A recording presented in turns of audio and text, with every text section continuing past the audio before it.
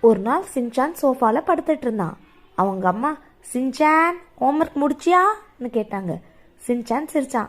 அம்மா, ஹோம்ஒர்க் என்ன பார்த்தாலே ஓடும்னு சொன்னான். அந்த நேரம் கதவுக்கு முன்னாடி ஒரு வயசான தாத்தா வந்தாரு. அவர் சின்சானுக்கு ஒரு பழைய பென்சிலை கொடுத்தாரு. இதை வச்சு நீ வரைகிற எல்லாமே உண்மையா நடக்கும்னு சொன்னாரு. சின்சான் ஆச்சரியப்பட்டான். உடனே ஒரு பெரிய சாக்லேட்டை வரைஞ்சான். அந்த சாக்லேட்டும் அவனுக்கு கிடைச்சது. அடே, இது சூப்பர் ஆயுதம்னு சொல்லிட்டு ஸ்கூலுக்கு போனான். அங்க போய் அவன் ஸ்கூல் டீச்சரை வரையாம விடுமுறைனால வரைஞ்சான். எல்லாருக்கும் சந்தோஷம். சின்சான், நீ ஜீனியஸ்டான்னு சொன்னாங்க. ஆனா சின்சான் அதிகமா விளையாடி பென்சிலால மழை வரைஞ்சான். பள்ளி முழுக்க தண்ணீர். அப்போ அந்த தாத்தா வந்தாரு. நல்லதுக்கு பயன்படுத்தினா மந்திரம் இருக்கும், சுயநலத்துக்கு பயன்படுத்தினா அது மறைஞ்சு போயிடும் சொன்னாரு. பென்சிலும் சாதாரண பென்சிலா மாறுச்சு. சின்சான் சிரிச்சுட்டே சொன்னா, சரி, இனிமே நான் என் புத்தியே பயன்படுத்துறேன்னு.